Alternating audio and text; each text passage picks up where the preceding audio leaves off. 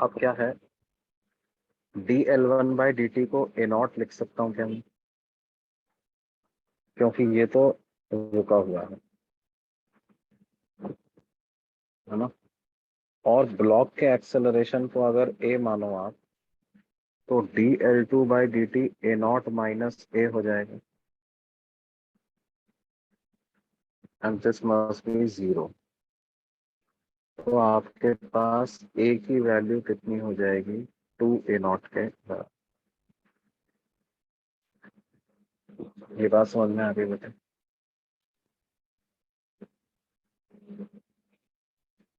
Sir a वो बराबर ए हो, नॉट सर वो ए नॉट माइनस ए क्यूब दिया। a नॉट रिलेटिव लेंथ है हाँ सर समझा भाई। Sir, okay. पुली जो है वो a नॉट से आगे जा रहा है, ब्लॉक पुली की तरफ जा रहा है, तो नेट चेंज कितना आएगा, a नॉट माइनस a तो आएगा। हाँ सर।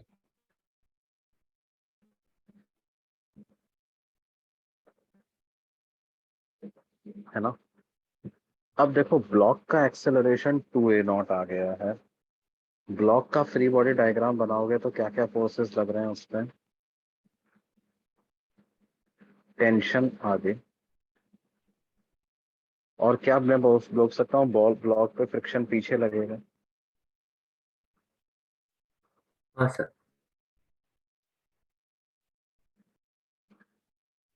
और वो म्यू एम जी के बराबर ही लगेगा, क्योंकि वर्टिकल डायरेक्शन में तो ब्लॉक इक्विलिब्रियम में है, तो normal will be equal to m ji.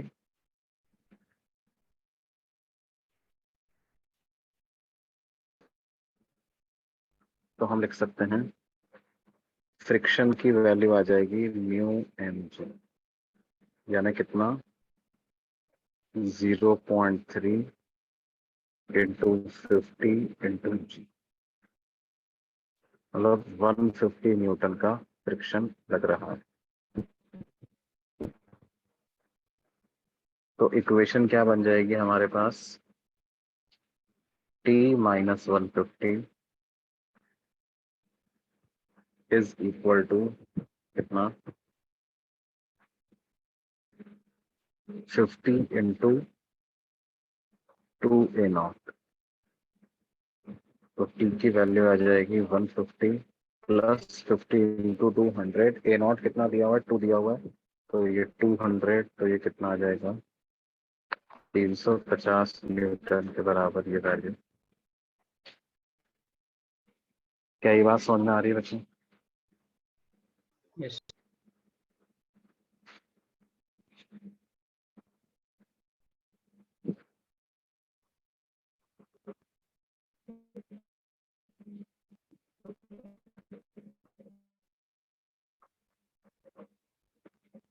Question number 5 देखो, क्वेश्चन नंबर 5 में क्या है बच्चों,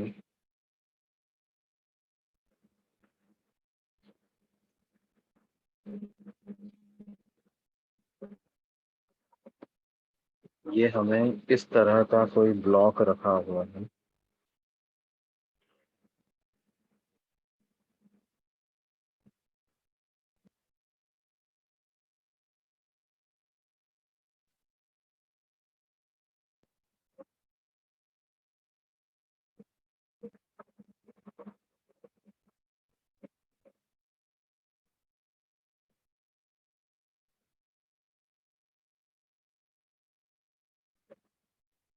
ऐसे कनेक्टेड है ना। ये बी है, इस पे ब्लॉक रखा हुआ है A, और ये है C।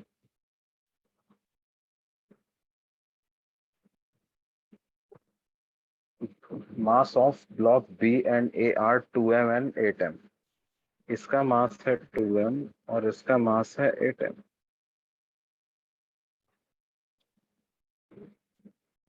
Block B is connected. देखो ये बोल रहे हैं कि सी का मास हमें पता करना है, इसको m डैश मान लेते हैं, so that A does not slide on B.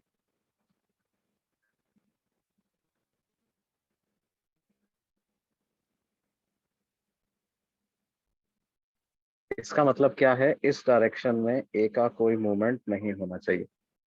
अब देखो ग्रेविटी इसको नीचे नीचे खींच रही है, इसका मतलब फ्रिक्शन इस पे इतना लग जाए कि वो 8 mg को बैलेंस कर ले। ये बात समझ में आती है बच्चों? हाँ सर। अब देखो क्या होगा कि जब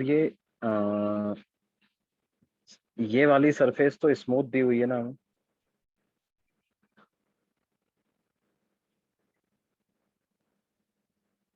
यस सर। देखो सेकंड लाइन में लिखा हुआ है surface between B and floor is smooth. Yes. तो ये सरफेस तो हमको स्मूथ दिया हुआ, तो क्या होगा बेटे, ये पूरा सिस्टम जो है वो सेम एक्सेलरेशन से नीचे जा रहा होगा। कितने एक्सेलरेशन से नीचे जा रहा होगा? इसका weight m dash into g divided by m dash plus 10m, total mass system का इतना है।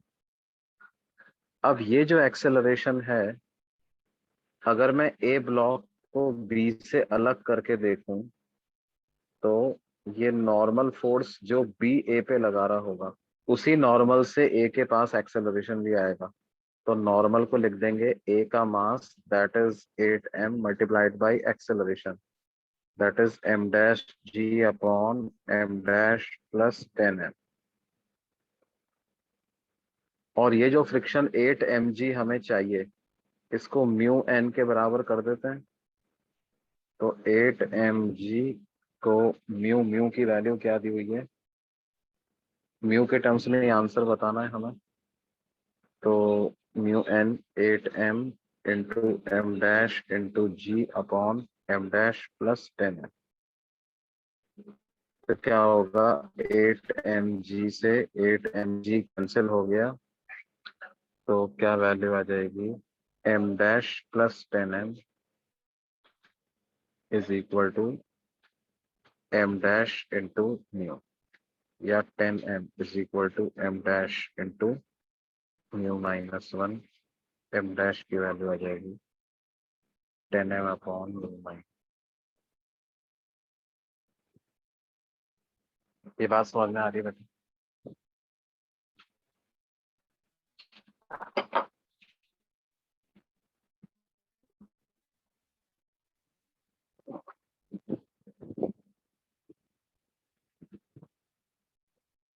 सर एक डाउट है।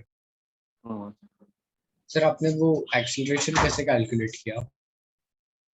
एक्सेलरेशन कैसे निकाला मैंने, देखो आप ऐसा कर सकते थे, अलग अलग सिस्टम मान के भी कर सकते थे। जैसे मैंने सी पे इक्वेशन लगाई, है ना?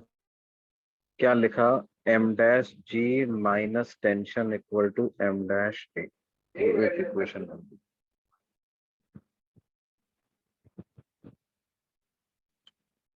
और मैंने क्या किया, देखो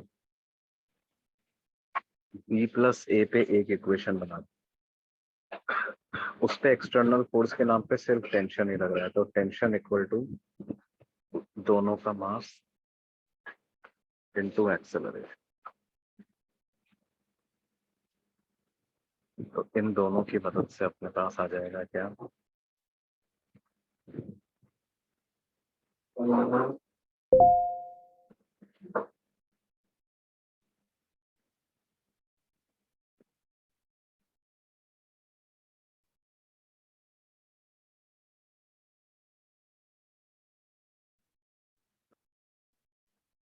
ये बात समझ में आती यस सर।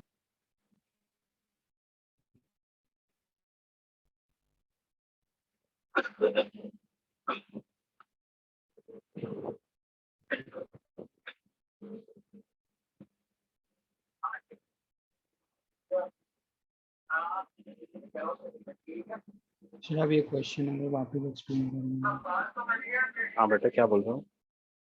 सर ये क्वेश्चन अगर वापस एक्सप्लेन कर दीजिए। अच्छा वैसे ये क्वेश्चन क्या है, एक बार फिर से तुम्हें करा देंगे, एक बार स्टैटिक फ्रिक्शन के बारे में अपन और पढ़ लें, फिर तुम्हें ठीक से समझ में आएगा। ये बेसिकली है स्टैटिक फ्रिक्शन का क्वेश्चन। क्योंकि देखो इसमें क्या हो रहा है, ए और बी के बीच में कोई रिलेटिव मोशन नहीं हो रहा है ना, लेकिन हाँ सर। क्योंकि टेंडेंसी ऑफ स्लिपिंग है इसलिए फ्रिक्शन लग रहा है। ठीक है, यस। तो स्टैटिक फ्रिक्शन के बाद थोड़ा और अच्छे से समझ में आ जाएगा सबको। अभी अपन आगे चलते हैं, बात करते हैं किसकी, स्टैटिक फ्रिक्शन।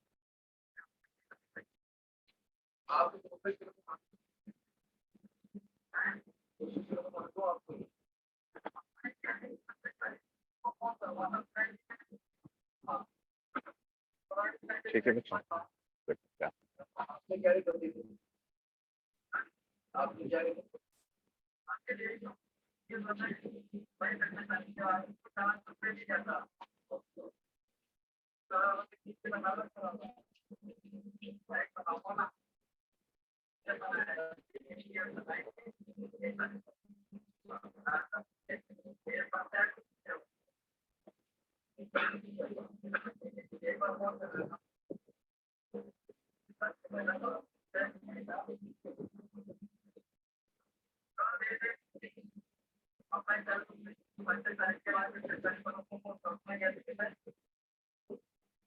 दोनों के बीच में कोई रिलेटिव मोशन तो नहीं हो रहा है, लेकिन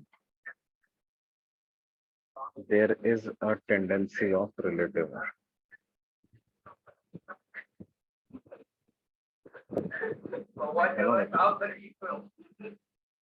There is no relative motion, but there is a tendency of relative motion.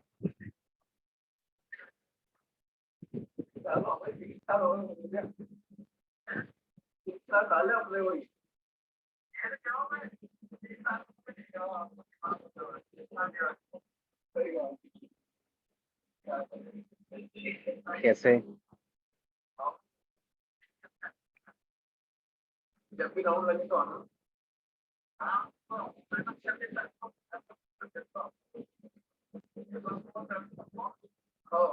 Direction of static friction क्या होगी?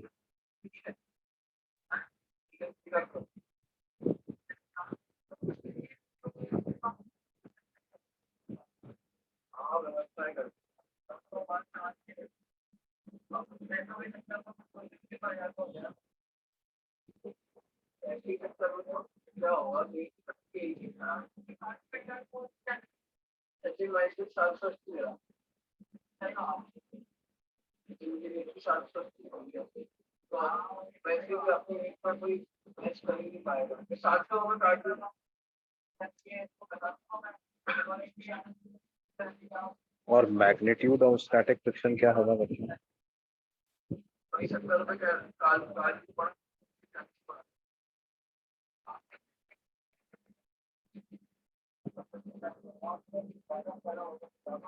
Will be decided by the state of motion of the,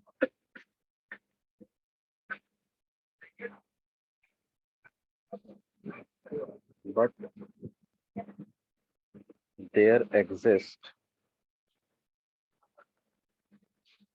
an upper limit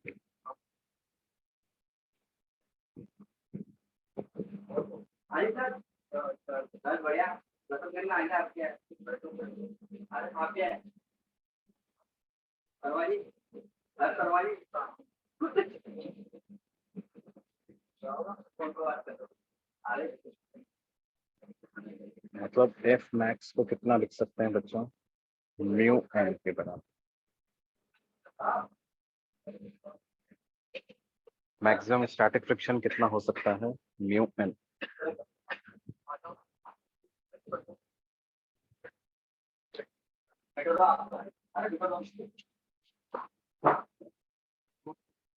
मतलब if f is friction between two surfaces,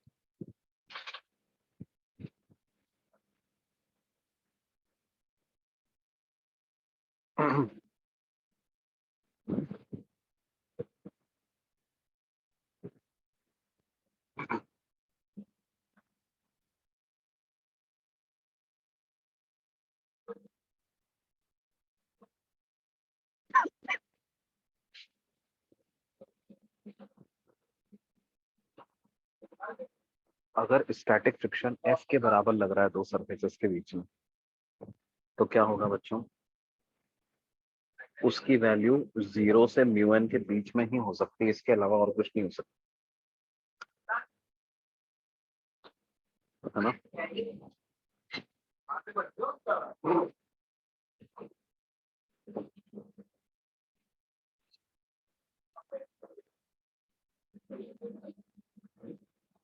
ये समझ में आया बच्चों? Yes sir. Yes, sir.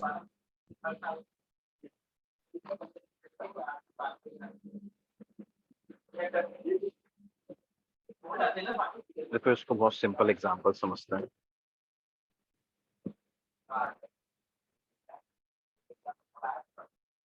ये ground surface है, इस पे 10 किलो का ब्लॉक रखा है और coefficient of static friction between block and the surface 0.4 दिया, ठीक है। और हमने क्या किया, एक हॉरिजॉन्टल फोर्स F इस ब्लॉक पे लगाया,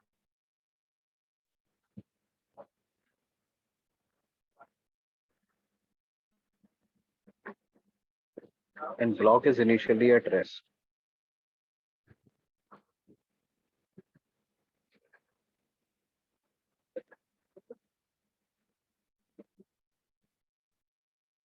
मुझे क्या करना है,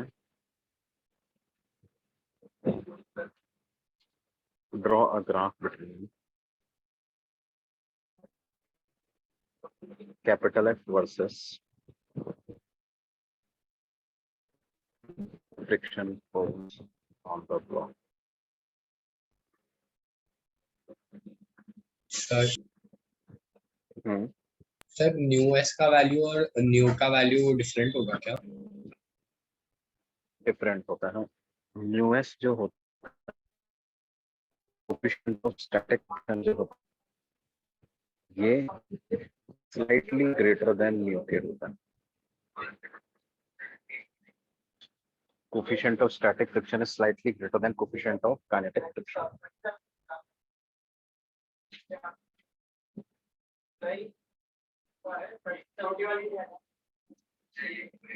सर वो ग्रेटर देन इक्वल टू का साइन है क्या? हाँ, ओके सर।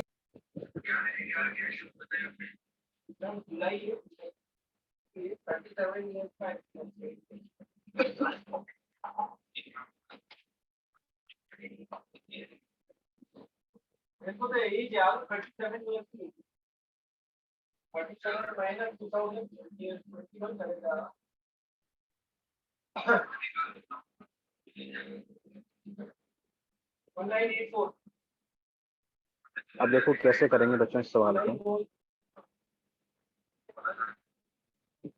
हम मैक्सिमम कितना स्टैटिक फ्रिक्शन लगता है पहले वो निकाल लेते हैं। वो आ जाएगा 0.4 इंटू नॉर्मल। नॉर्मल तो यहाँ पे 10G के बराबर ही होगा।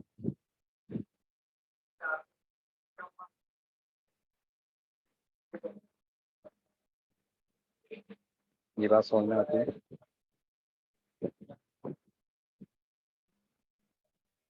मतलब इनके बीच में स्टैटिक फ्रिक्शन जितना भी लगे 40 न्यूटन से बड़ा नहीं लग सकता, है ना?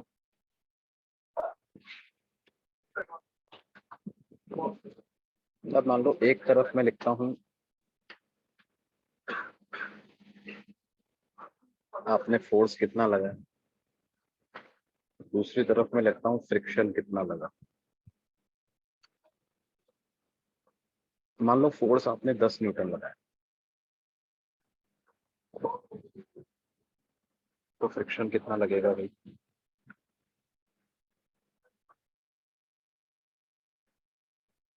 सर फ्रिक्शन तो उतना ही लगेगा ना? कितना? Sir 40 Newton. नहीं,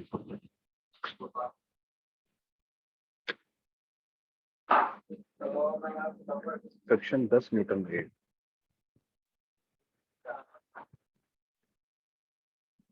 क्यों भाई? आप ऐसे सोचो, अच्छा, फ्रिक्शन किस डायरेक्शन में लगेगा ये भी बता दो मुझे। सर फोर्स के अपोजिट डायरेक्शन में। मुझे डायरेक्शन में है ना, क्यों लग रहा है फोर्स के अपोजिट डायरेक्शन में? सर ताकि ओवरऑल कोई मोशन नहीं हो। रिलेटिव मोशन ना हो, है ना, स्लिपिंग ना हो।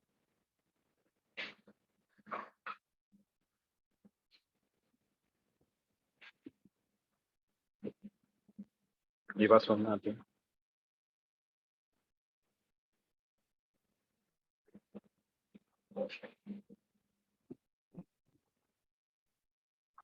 अब अगर मैंने 10 लगाया और फ्रिक्शन 40 लग गया तो क्या ये ब्लॉक रुका रहेगा? No sir. No sir. तब रुका नहीं रहेगा, स्लिपिंग हो जाएगी। किधर हो जाएगी स्लिपिंग? फ्रिक्शन के डायरेक्शन में। तो तुम बताओ, ऐसा होता है कभी? No sir. नहीं सर। तुमने फोर्स लगाया राइट में, ब्लॉक पीछे भाग गया। नहीं सर। सर बट फिर हमने कैलकुलेट क्या किया? क्या Yes. बेटे? तो फिर सर हमने जो ये 40 न्यूटन कैलकुलेट किया है वो क्या होगा? वो मैक्सिमम वैल्यू, मतलब क्या है, आपने 10 न्यूटन फोर्स लगाया, फ्रिक्शन 10 लग जाएगा। आपने 20 न्यूटन फोर्स लगाया, फ्रिक्शन 20 न्यूटन लग जाएगा।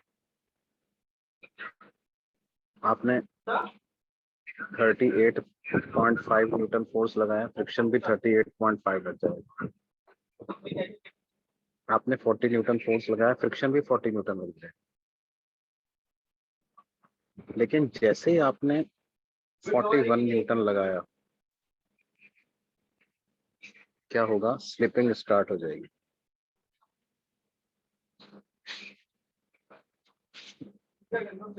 And kinetic friction will start acting.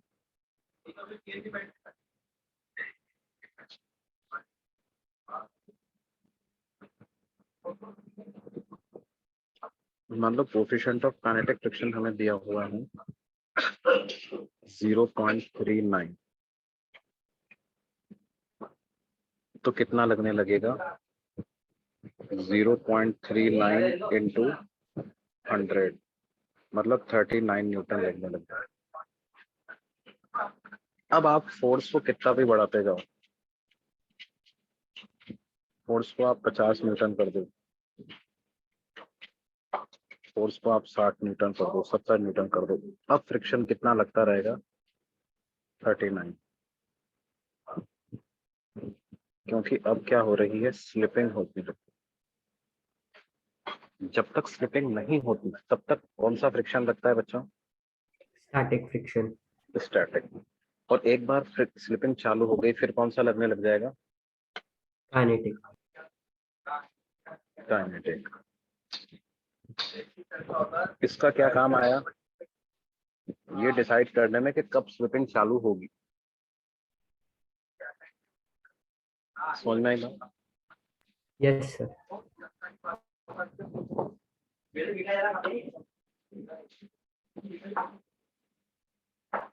तो मैं ग्राफ बनाऊंगा ना, ग्राफ कैसा बनेगा?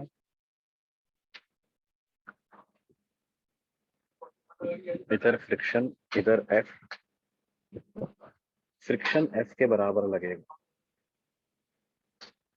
Provided F is less than equal to 40। तो ग्राफ ऐसा बढ़ता जाएगा और उसके बाद क्या होगा? ये कम हो जाएगा और फिर कांस्टेंट। ये बात समझ में आ रही? Yes sir.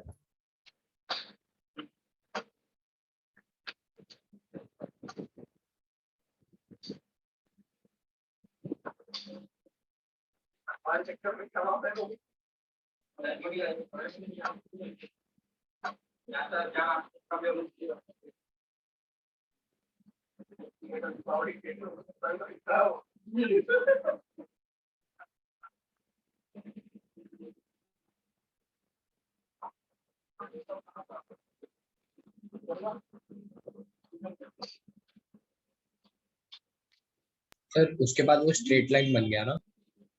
Straight line parallel to x axis, मतलब वैल्यू कांस्टेंट हो गई ना, ये कितनी हो गई है वैल्यू 39 39 न्यूटन। न्यूटन।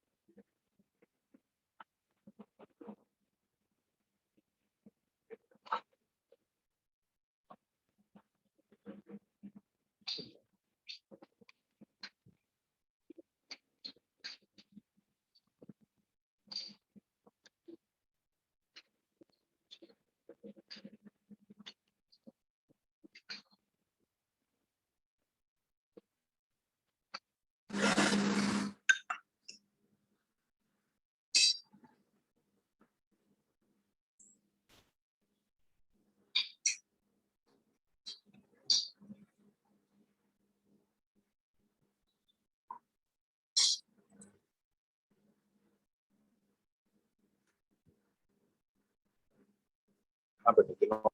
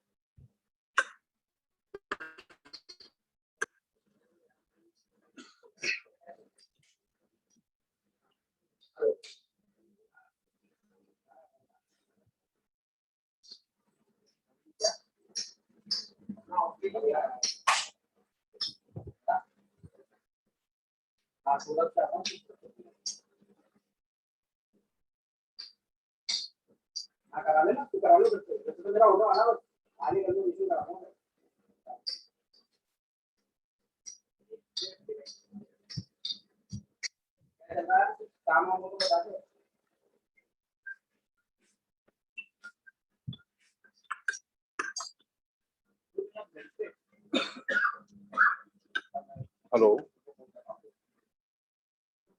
जेवाईटी सर, मैं गौरव तिवारी बोल रहा हूँ सर।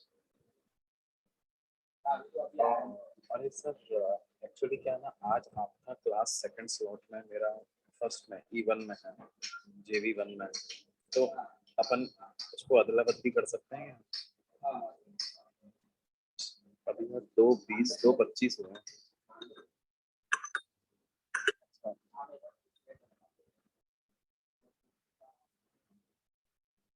मतलब कोई दिक्कत नहीं तो कर लो यार। मैं क्या एक जगह कुछ काम के लिए आया था यार, काम कर गया मेरा, तो मैं लेट। ठीक है सर, मेरा क्या 4:45 में एक्चुअली गैप भी है यार।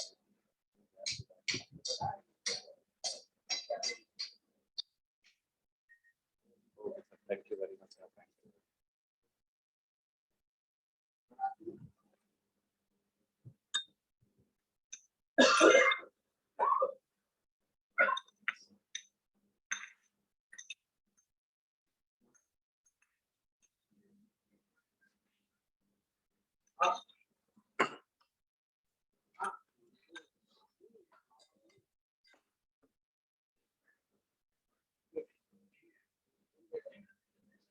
हाँ बच्चों बच्चों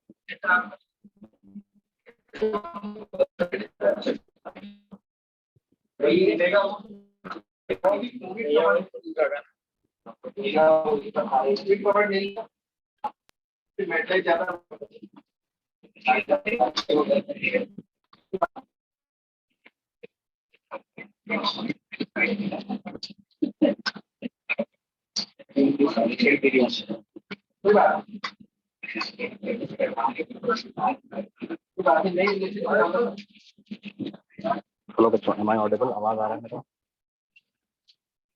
हाँ सर। Hello, okay. तो ये इंक्लाइन प्लेन है, रफ इंक्लाइन प्लेन है, और कोफिशिएंट ऑफ स्टैटिक फ्रिक्शन दिया हुआ है म्यू। हमें पता लगाना है find the maximum value of theta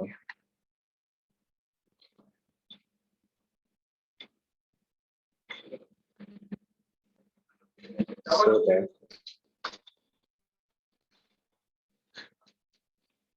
block does not slip on the inclined plane.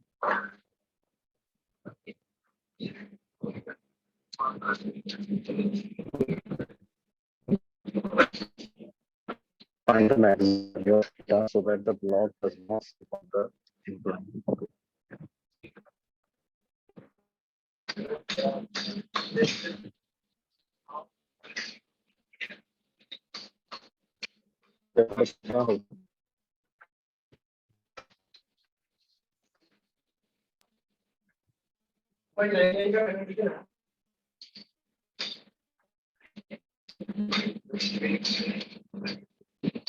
ये एंगल अगर थीटा मानते हैं, ब्लॉक का फ्री बॉडी डायग्राम बना के देखते हैं ताकि पता चलेगा स्लिपिंग की टेंडेंसी वगैरह किधर है। किधर लग रहा है mg साइन थीटा, और इधर लग रहा है mg, और इधर लग रहा है क्या? ये बात समझ में आती है? तो इसकी टेंडेंसी किधर है बच्चों स्लिप होने की? नीचे की तरफ। इसमें एक ट्रिक तुम्हें बताते हैं। For finding tendency of slipping,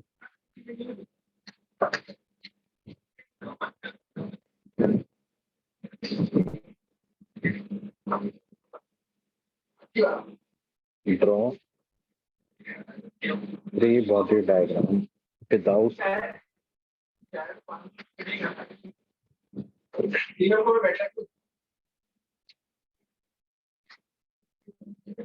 friction के बिना फ्री बॉडी डायग्राम बनाओ।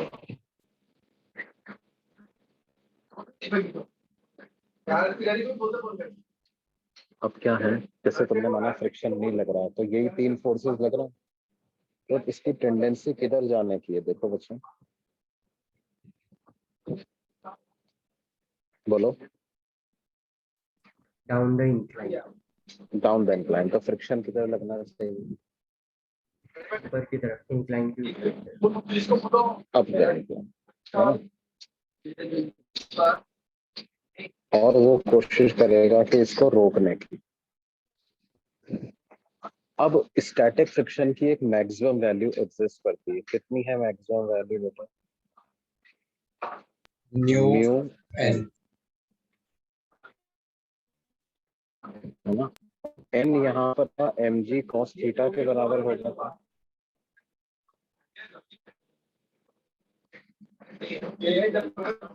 क्या बचा?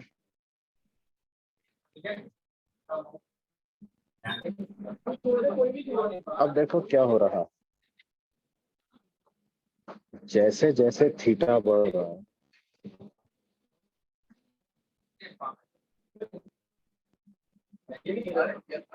mg sin theta increases.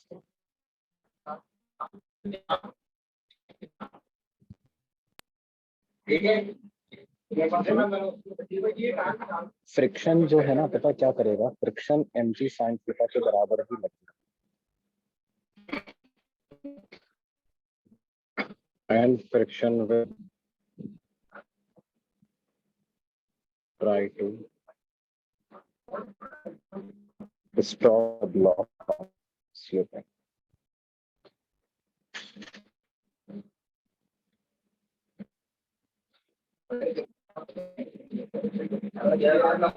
Friction will try to stop the block from slipping. होने से रोकने की कोशिश करें, लेकिन क्या है, बट दिक्कत क्या है, but as theta increases,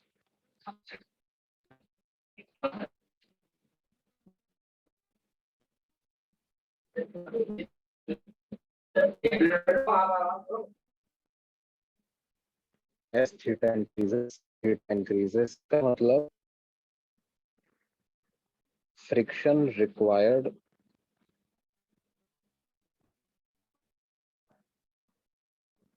also increases. कैसे हो सकते हैं, हाँ sir.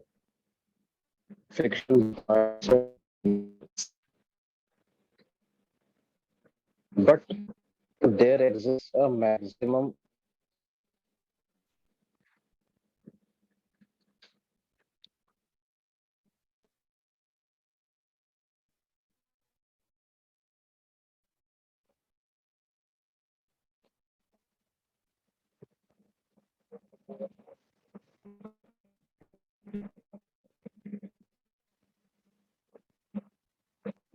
that can, and that maximum is mu s n, which in this case is equal to mu s mg cos theta, है ना। तो क्या होना चाहिए, ये जो फ्रिक्शन की वैल्यू चाहिए स्लिपिंग रोकने के लिए, वो मैक्सिमम से छोटा होना चाहिए, f s B less than equal to f s max. इसका मतलब mg sin theta should be less than equal to mu s mg।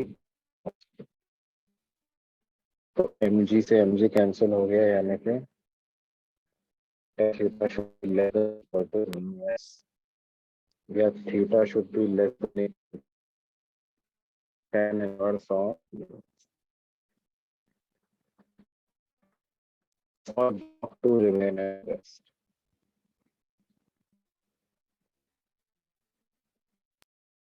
ये बात समझ में आई बच्चों?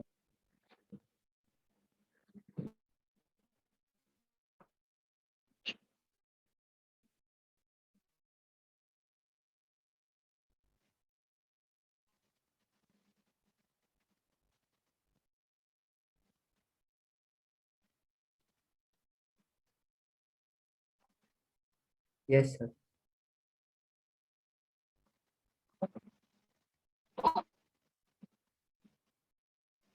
और देखो ये जो कंडीशन आ रही है,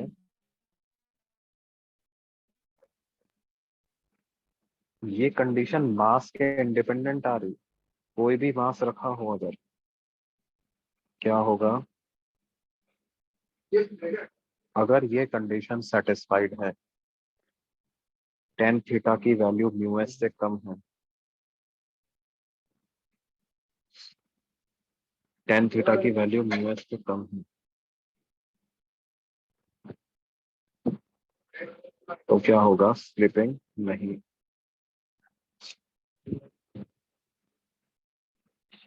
ये बात समझना है।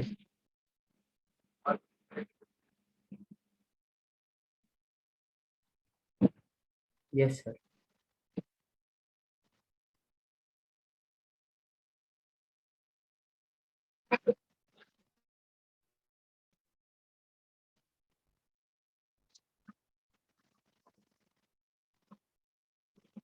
तो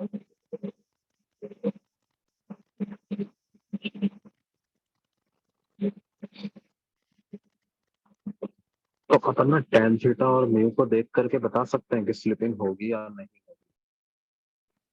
जैसे मान लो कोई हमसे यूं कहे कि भाई ये एक इंक्लाइन प्लेन है, एंगल ऑफ इंक्लिनेशन 37 डिग्री है, एक m मास का ब्लॉक इस पे रखा हुआ है, कोफिशिएंट ऑफ स्टैटिक फ्रिक्शन 0.8 है,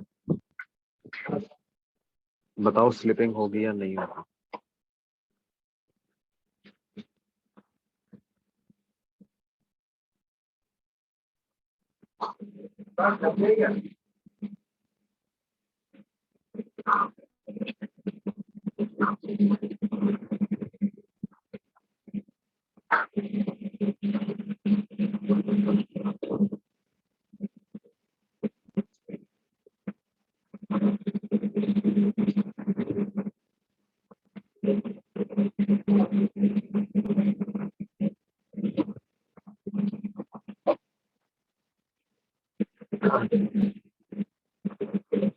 कैसे पता करेंगे बच्चों?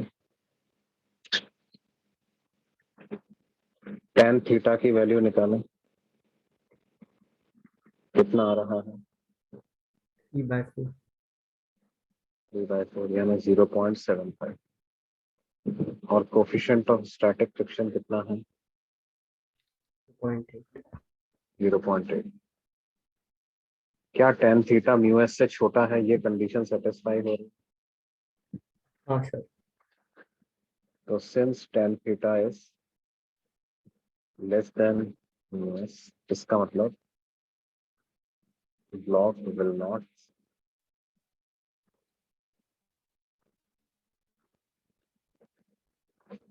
ये बात समझ में आ गई? अच्छा, ब्लॉक अगर स्लिप नहीं होगा तो फ्रिक्शन कितना लगेगा? सर स्टैटिक के बराबर।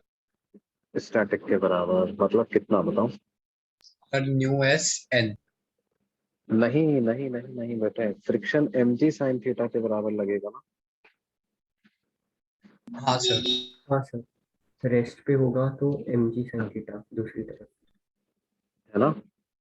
क्यों? क्योंकि म्यू एस एन तो मैक्सिमम वैल्यू है, उतनी लग सकती है। भाई आप ऐसे सोचो, आपके जेब में 100 रुपए हैं, आप बाजार से कोई चीज खरीदने गए, वो चीज आई मान लो 80 रुपए की, तो क्या है, आप उसको 100 थोड़ी दे दोगे पूरे। हाँ सर, फिर तो फ्रिक्शन के डायरेक्शन में मोशन हो जाएगा। हाँ, तो क्या है भाई, जी फ्रिक्शन उतना ही लगता है जितना जरूरत होता है। Magnitude of static friction adjusts itself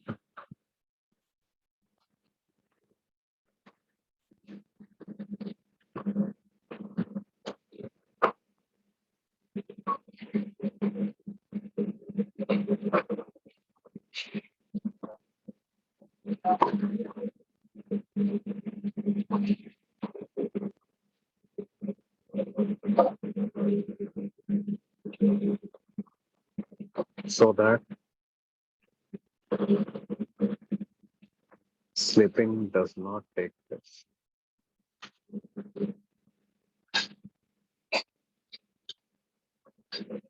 provided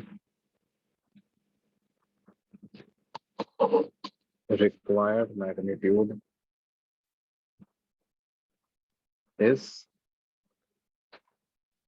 lesser than mus, है ना? सर एक मिनट, आप ऊपर का पेज दिखा सकते हैं? हाँ बेटा।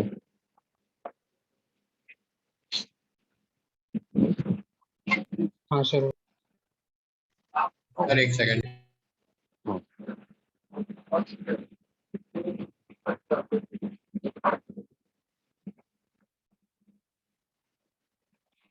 Yes sir.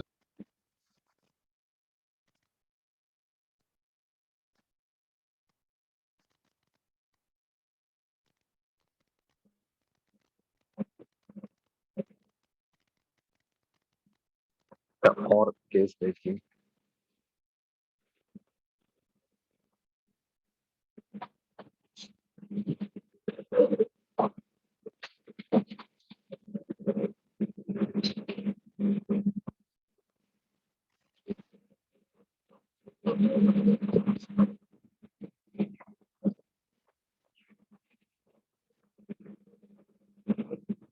मान लो ये एक टेबल है,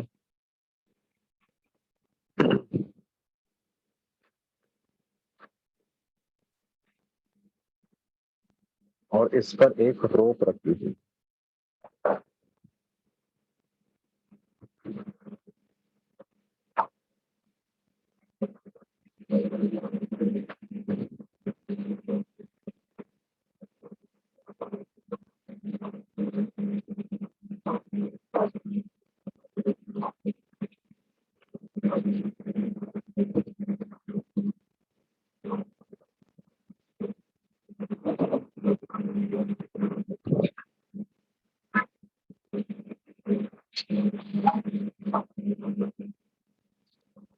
ठीक है, कोफिशिएंट ऑफ फ्रिक्शन जो है वो दिया हुआ है 1/3 के बराबर। rope has uniform linear mass density।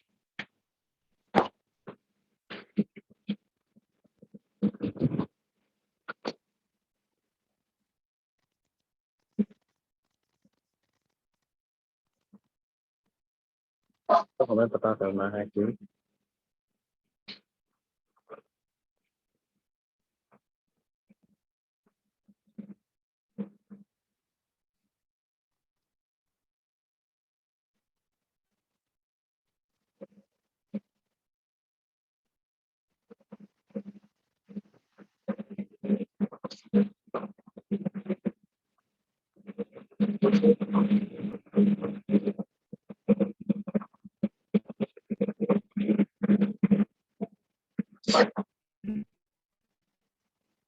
ये हमें पता करना। सर आपने वो क्या लिखा है, find maximum length of the rope that can. Overhang,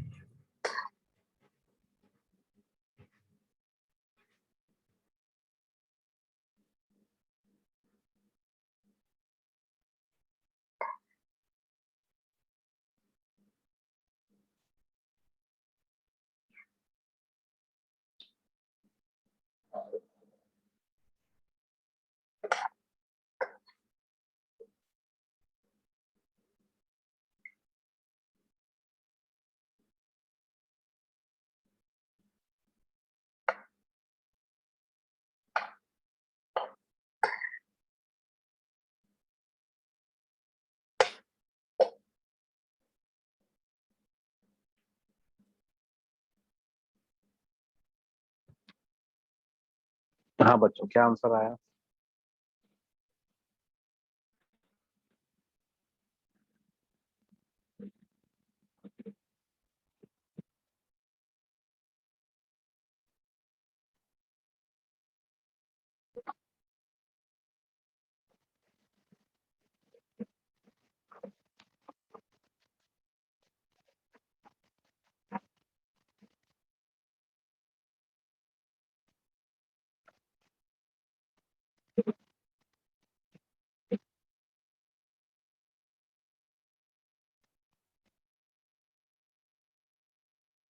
देखो बेटे, हम मानते हैं कि in the limiting case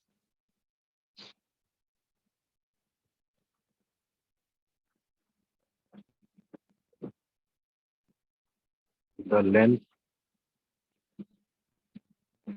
that hangs vertically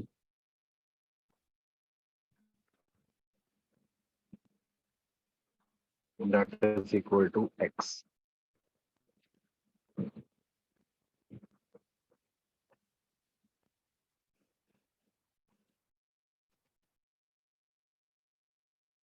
इसका मतलब मास ऑफ लेंथ x कितना हो जाएगा बेटा?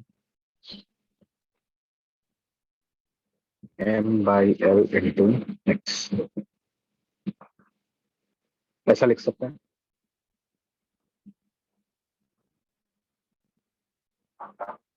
हाँ सर, लिख सकते हैं।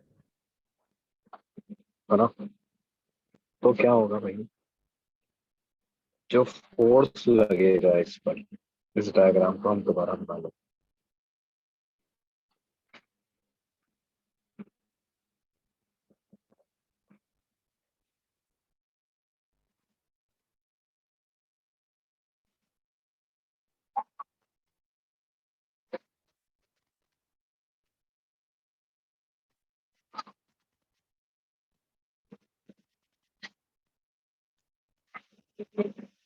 इतने पार्ट पर जो फोर्स लग रहा हो वो क्या हो जाएगा? m by l into x into g। ये इतने पार्ट से लगने वाला फोर्स आ जाएगा।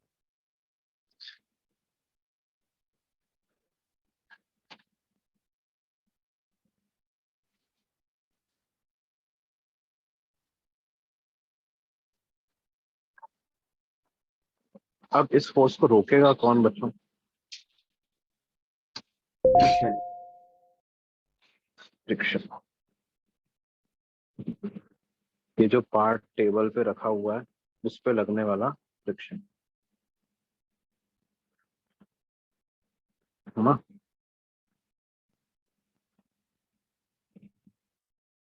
M g by L into x. अब as x increases friction increase.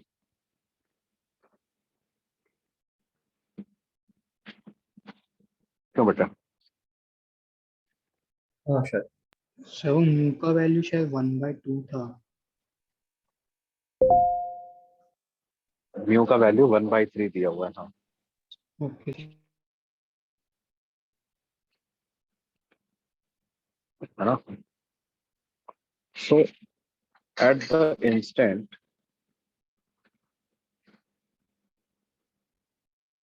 when rope is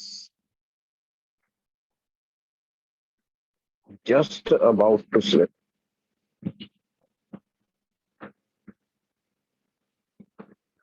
friction अपनी मैक्सिमम वैल्यू म्यू एन पे आ जाएगा।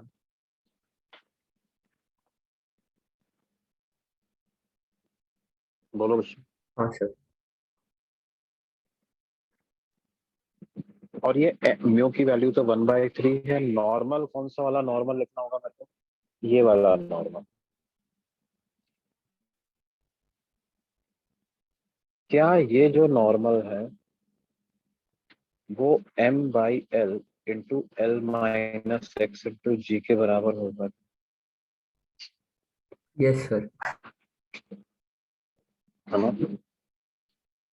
तो उसको लिख देते हैं 1/3 m by L into L minus x into, इन दोनों को इक्वेट कर दो तो क्या आ जाएगा? M g by L into x equal to m g by 3l into L minus. M g by L से m g by L cancel हो गया। 3x is equal to L minus x. 4x is equal to L. X की क्या वैल्यू आ जाएगी? L by.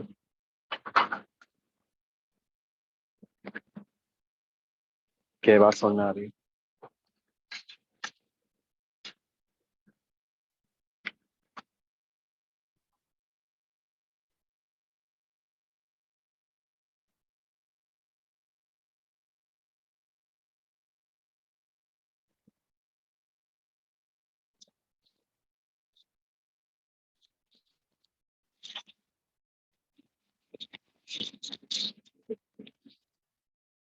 Yes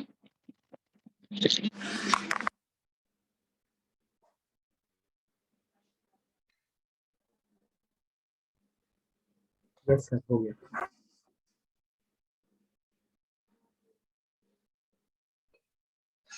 हाँ बेटे, समझ में आ गया ये? Yes sir. मतलब जब x की वैल्यू L/4 से कम होगी ना, ये तब भी इक्विलिब्रियम में रहेगा, लेकिन तब फ्रिक्शन को मैक्सिमम वैल्यू पे नहीं लगना पड़ेगा, मैक्सिमम से कम वैल्यू पे ही काम चल जाएगा।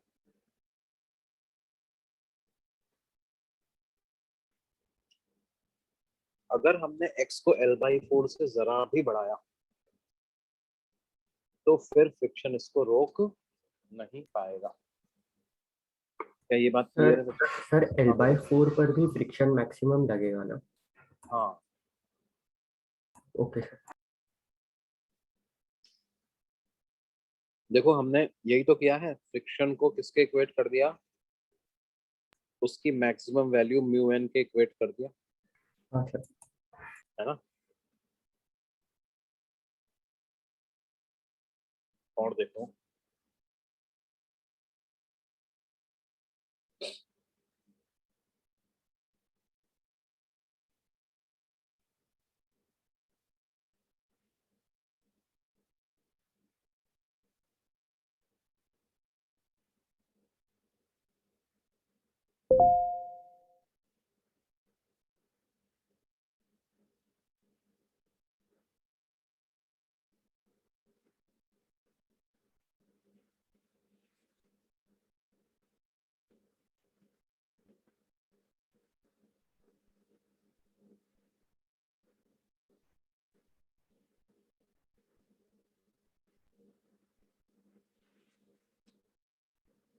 ये ऐसी सिचुएशन,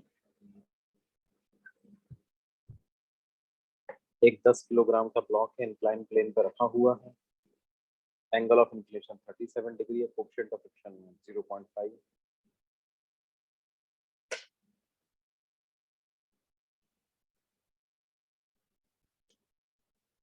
हमें पता करना फाइंड एफ। इन फैक्ट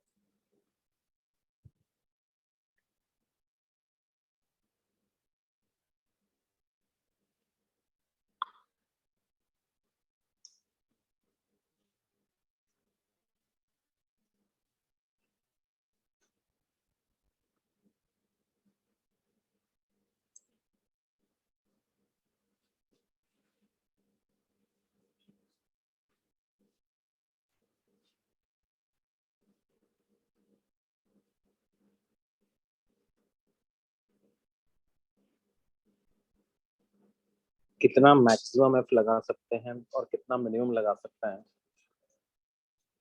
ताकि ये ब्लॉक इंक्लाइन पे स्लिप ही ना करे,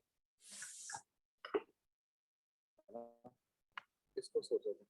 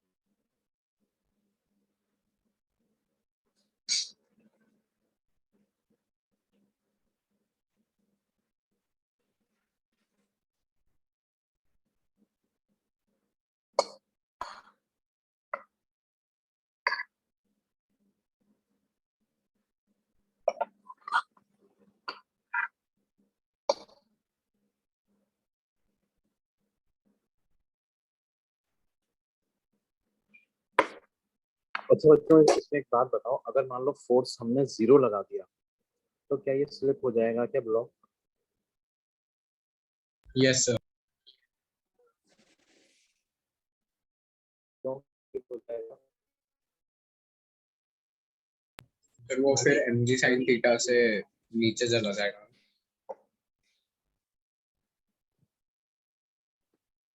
ये अपने को tan थीटा और म्यू की वैल्यू कंपेयर करनी है।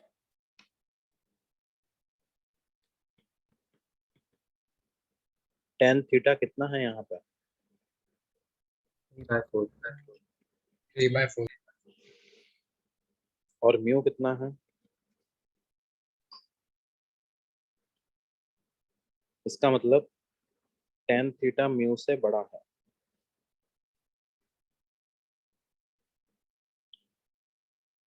है ना? Yes sir. Yes sir. इसका मतलब क्या है, अगर हमने इसको फ्री छोड़ दिया तब तो ये स्लिपिंग होगी ही होगी।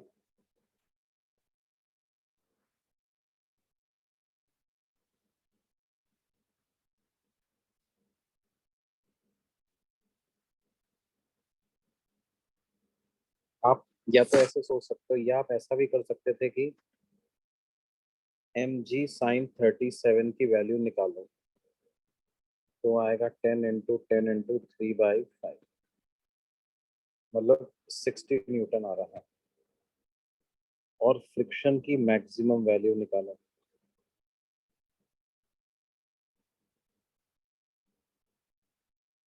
म्यू mg cos 37, वो कितना आ रहा है?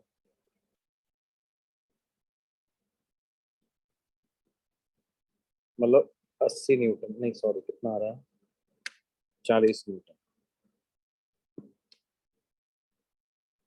हाँ सर 40। हाँ, इसका मतलब क्या है?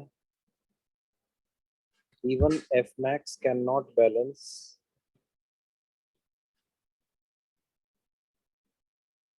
g sin 30। तो ये बात तो पक्की, अगर फोर्स नहीं लगाएंगे तो स्लिपिंग होगी।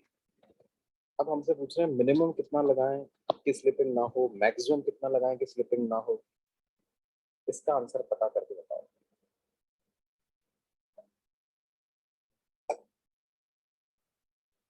सर तो मैक्सिमम तो हम कितना भी लगाए तो भी तो वो स्लिपिंग होगा ही। हाँ, वो वैल्यू पता करो कितनी आएगी।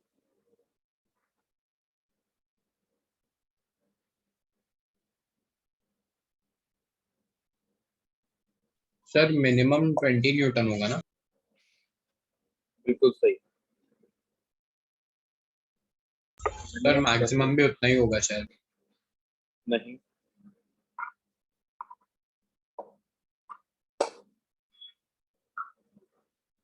सर मिनिमम तो सबको समझ में आ गया होगा, 20 न्यूटन तो लगाना ही पड़ेगा, है ना? Yes sir.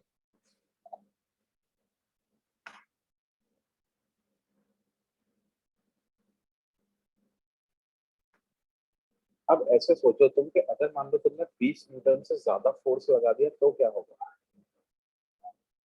सर तो फिर अप द इंक्लाइंड हो जाएगा मोशन। हाँ,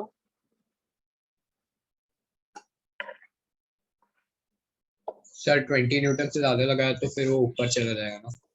नहीं, नहीं जाएगा।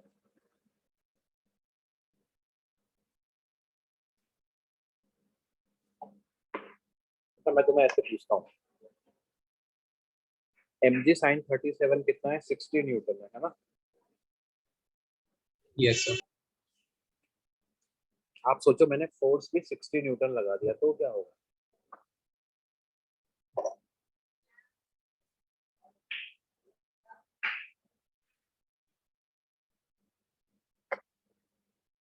सर मोशन नहीं होगा। मोशन नहीं होगा। अब उस समय पे फ्रिक्शन कितना लग रहा होगा? सर 0। जीरो, है ना भाई? क्योंकि फ्रिक्शन की जरूरत ही नहीं पड़ेगी। सर क्योंकि फ्रिक्शन का काम हमने कर दिया अलग से। हाँ सर, क्योंकि सर कोई रिलेटिव रिलेटिव मोशन नहीं हो रहा होगा, टेंडेंसी भी नहीं होगी। टेंडेंसी भी नहीं है ना? यस। अब ऐसे सोचो, मान लो मैंने जो फोर्स लगाया ये F, ये मैंने 30 न्यूटन लगा दिया तो क्या होगा?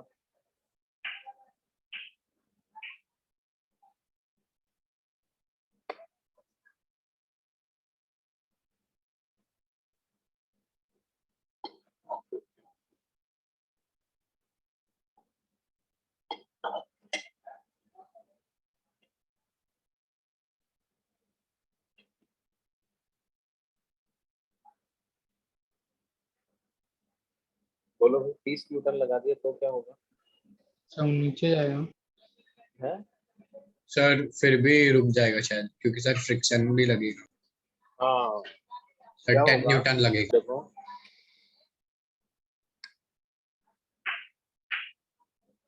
देखो,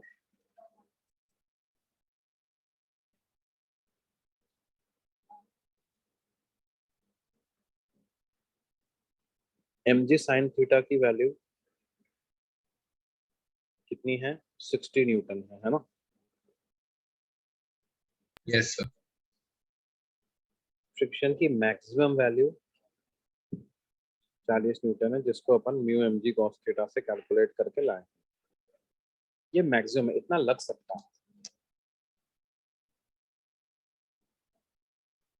लेकिन अगर मान लो आपने ऊपर की तरफ मान लो 30 न्यूटन फोर्स लगा दिया, तो अब इसको नीचे जाने से रोकने के लिए कितने फोर्स की जरूरत है आपको? सर 30 न्यूटन फ्रिक्शन का। 30 न्यूटन ही लगाया रिक्वायर्ड है। क्या 30 न्यूटन 40 न्यूटन से कम है? Yes sir. Yes sir. तो फ्रिक्शन 30 न्यूटन ही। ये बात समझ में आती है? Yes sir.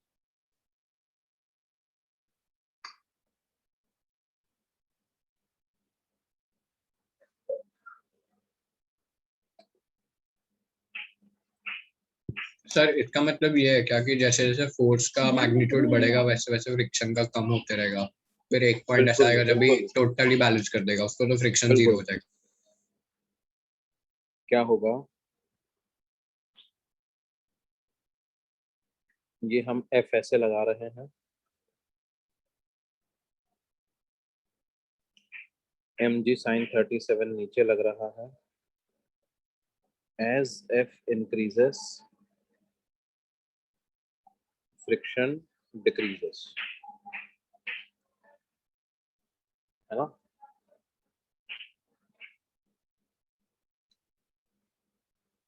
इक्विलिब्रियम में क्या रिलेशन होगा इनमें, वो पता लगा सकते हैं अपन।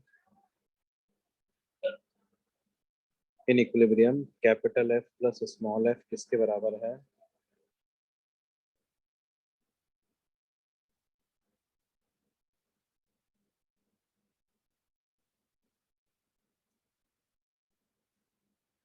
ये बात समझ में आती है? ऐसा फ्रिक्शन लगेगा। बोलो भाई। Yes sir.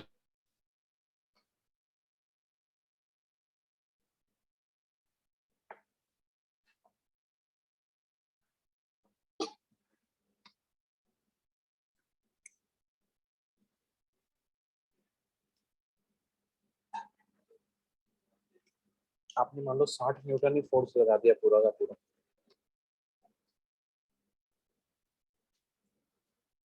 if capital F itself becomes equal to 60 Newton, that is mg sin theta, तो फिर फ्रिक्शन की जरूरत ही कहाँ आ रही है? फ्रिक्शन कितना लगेगा? जीरो लग जाएगा कि नहीं? यस सर, मतलब फ्रिक्शन का अगर 40 न्यूटन से कम रिक्वायरमेंट है तो वो अपने आप को एडजस्ट कर लेगा। एडजस्ट कर देगा।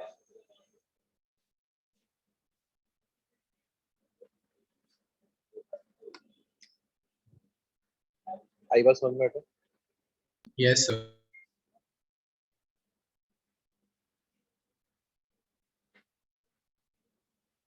लेकिन अभी बात यहाँ पे खत्म नहीं हुई है। मान लो हमने फोर्स को 70 न्यूटन लगा दिया तो क्या होगा? सर फिर फ्रिक्शन अपोजिट डायरेक्शन में 10 न्यूटन लग जाएगा। बिल्कुल सही, बिल्कुल सही, बिल्कुल सही। फ्रिक्शन नीचे की तरफ 10 न्यूटन लगते हैं,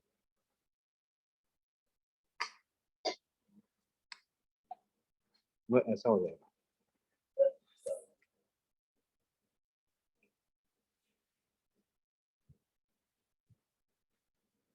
या यूं कहें,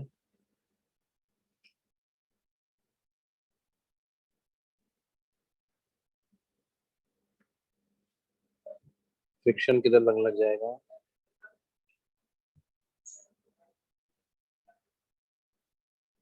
down the incline. Sir F का मैक्सिमम वैल्यू 100 न्यूटन है ना? 100 न्यूटन, बिल्कुल सही। अब समझ में आ गई बात को? हाँ सर। समझ में आ रहा था?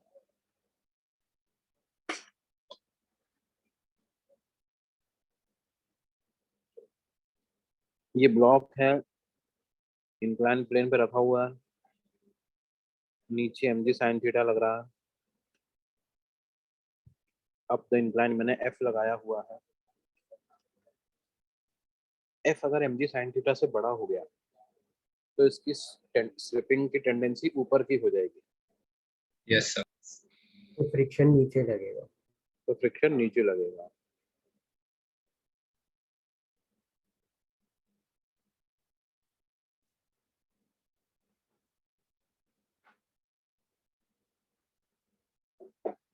उस केस में फ्रिक्शन नीचे लगेगा। और जैसे जब हमने देखा था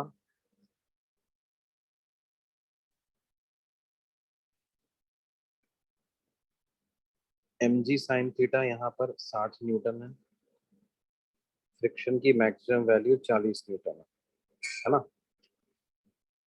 फोर्स और फ्रिक्शन की अगर मैं बात करूं तो क्या होगा, फोर्स जब मैं एग्जैक्टली 60 न्यूटन लगा दूंगा तो फ्रिक्शन 0 लगेगा। 0 जब फोर्स 70 न्यूटन लगा दूंगा तो friction -10। 10 Newton down the incline लगने लग जाएगा।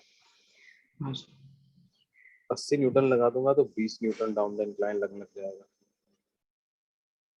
100 न्यूटन लगा दूंगा तो friction 60 40 Newton. Newton down the incline लगने लग जाएगा। अब इससे ज्यादा अपनी वैल्यू को नहीं बढ़ा सकता, है ना। तो हम बोल सकते हैं फॉर एफ ग्रेटर देन 400, कितना, for F greater than 100 Newton block will slip up the incline।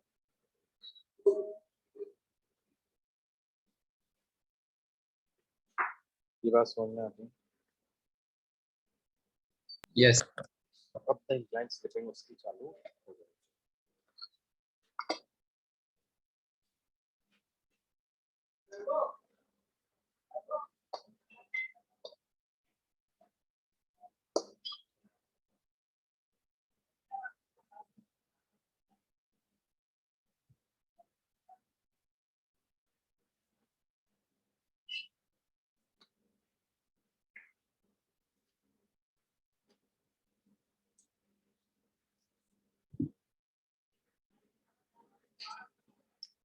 अच्छा और देखिए, सर कॉपी करना। अच्छा हाँ हाँ,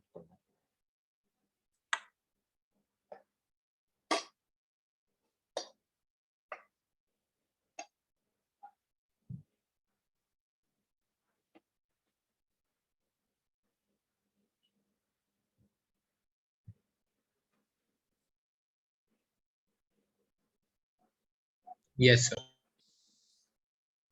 हो गया बेटा? यस।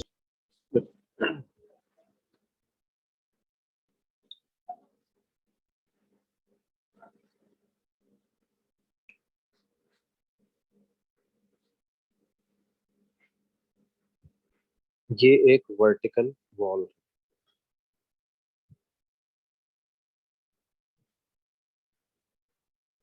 और यहाँ पर एक 2 किलोग्राम का ब्लॉक। हमने ये फोर्स एफ इधर लगाया है और कोफिशिएंट ऑफ फ्रिक्शन है 0.4। हमसे पूछ रहे हैं find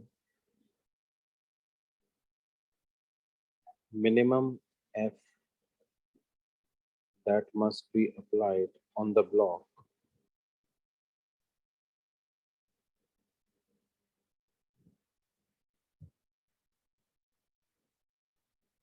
so that it does not slip।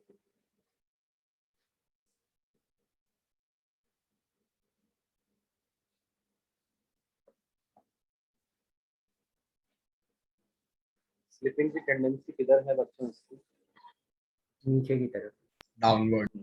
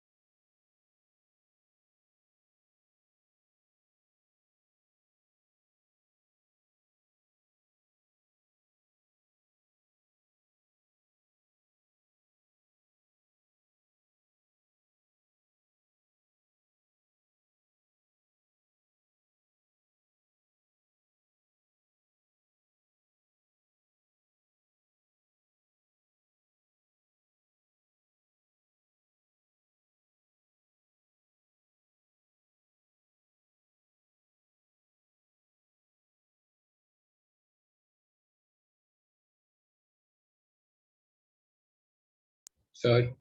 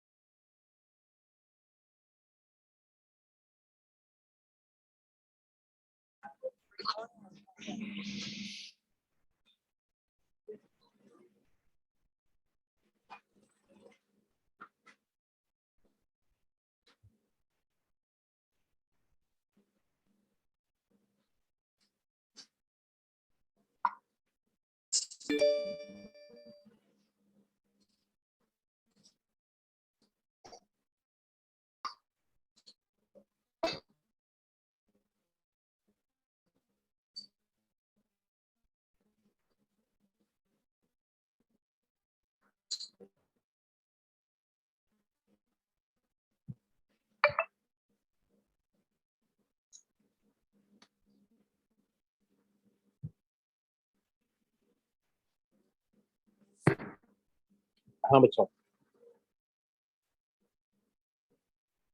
कौन रोक रहा है ब्लॉक को स्लिप होने से? Friction friction. स्टार्टिंग। कितनी जरूरत है फ्रिक्शन की? क्या इतनी जरूरत है? हाँ सर।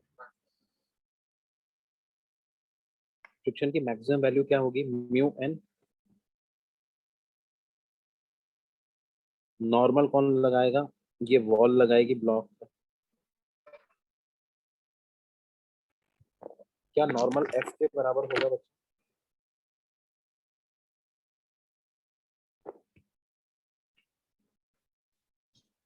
हाँ सर।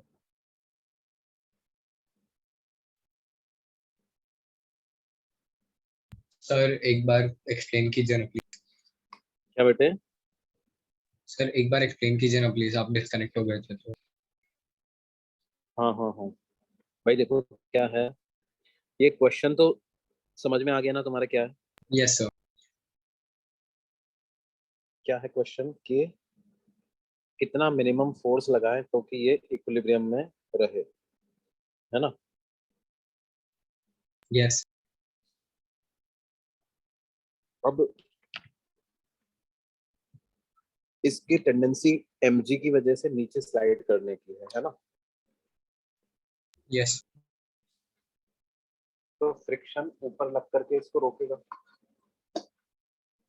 अब नीचे की तरफ अगर हम देखें तो 2g के बराबर का फोर्स लग रहा है नीचे। Yes sir.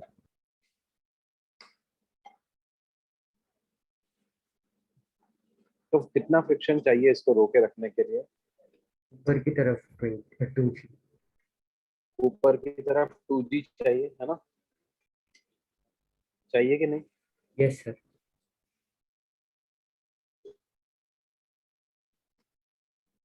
लेकिन हमें ये भी पता है कि फ्रिक्शन की मैक्सिमम वैल्यू म्यू एन होती है,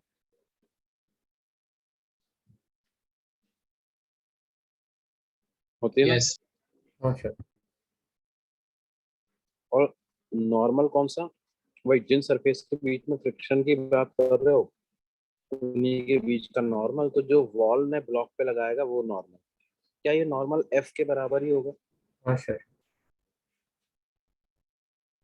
तो ये हो जाएगा 0.4 इंटू एफ, है ना?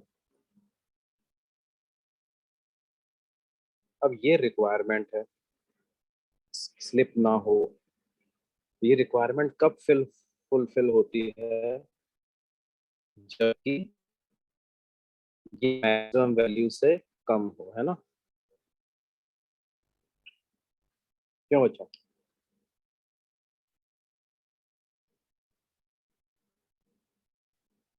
तो क्या आ जाएगा?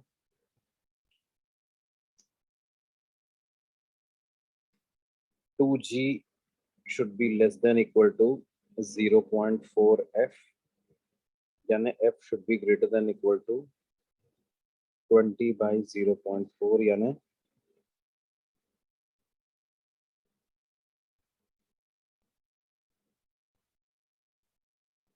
क्या ये बात समझ में आ रही है बच्चा? हाँ सर। भाई तुम जितना ज्यादा ब्लॉक को हॉरिजॉन्टली प्रेस करोगे उतना ही ज्यादा नॉर्मल लगेगा, उतना ही ज्यादा फ्रिक्शन की लिमिटिंग वैल्यू यानी मैक्सिमम वैल्यू होगी, तो उतना ही कंफर्टेबली ये ब्लॉक रुका रहेगा। अगर तुम एग्जैक्टली 50 न्यूटन लगाओगे तो जस्ट इक्विलिब्रियम में होगा, है ना? जस्ट लिमिटिंग इक्विलिब्रियम में होगा, रुका तो होगा लेकिन जरा सा भी फोर्स कम करते ही ये फिसल जाएगा। ये बात समझ में आ रही है? हाँ सर।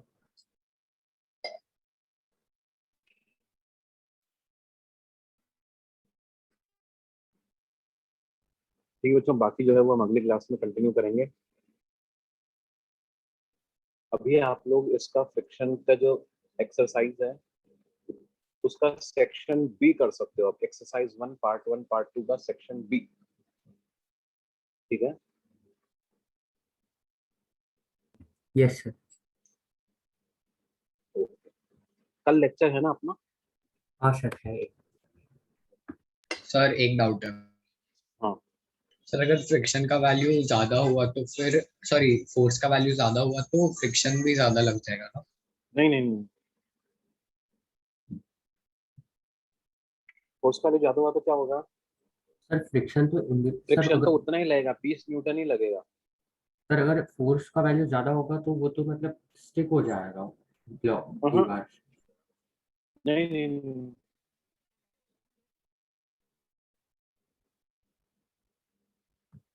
अगर फोर्स तुमने ज्यादा लगा दिया तो क्या होगा?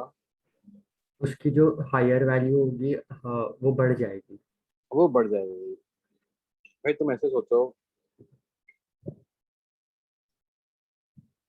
तुम बाजार में कोई चीज खरीदने गए, वो चीज की कीमत है 200 रुपए,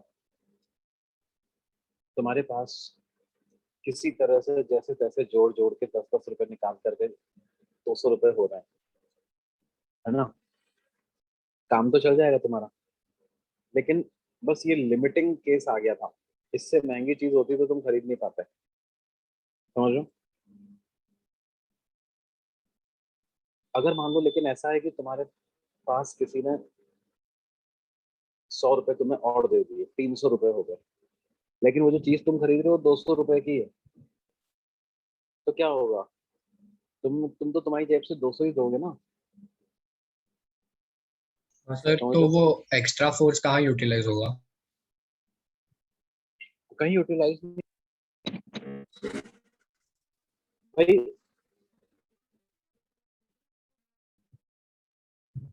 आप ऐसे समझो कि वो जो फ्रिक्शन की वैल्यू होती है ना, म्यू एन, वो मैक्सिमम वैल्यू होती है, इतनी लग सकता है, जरूरत पड़े तो उतना लगा सकता है। Okay sir. भाई तुम्हारी मस्कुलर पावर है, कुछ मैक्सिमम मस्कुलर पावर है ना, तुम यस हर सर। बार उतना ही ताकत इस्तेमाल करते हो क्या? No sir. जैसे डोर खोलना है अपने को, तो जितनी जरूरत होती है उतना ही फोर्स लगाते हैं। उसी तरह से क्या है, depending on coefficient of friction and depending on normal, एक फ्रिक्शन की मैक्सिमम वैल्यू तय हो जाती है। इसका मतलब ये है कि उससे ज्यादा नहीं लग सकता, लेकिन अगर जरूरत उससे कम लगाने की है तो उससे कम तो लग ही सकता है। Yes sir.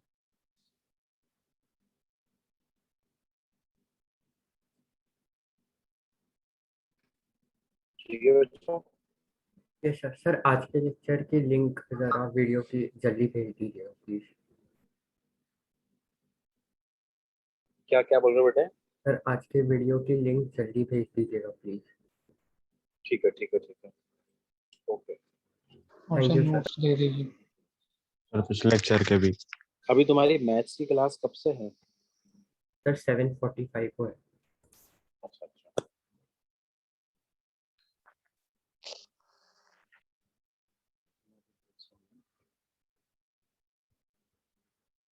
अच्छा, तुम किसका लिंक मांग रहे हो बेटे? वीडियो मतलब? हाँ अच्छा, सर। जो सर रिकॉर्ड मतलब रिकॉर्डिंग का? अपलोड। सर अपलोड जल्दी कर दीजिएगा अच्छा ठीक ठीक मतलब ठीक, पिछले बार से जल्दी। Sir okay. पिछले लेक्चर के भी अपलोड नहीं किया। अच्छा, क्या वीडियो? हाँ। ओके ठीक है, मैं देखता हूँ। सर इस क्लास के नोट्स दे दीजिए। हाँ अभी भेज रहा हूँ। Thank you sir. Thank you sir. नहीं सर।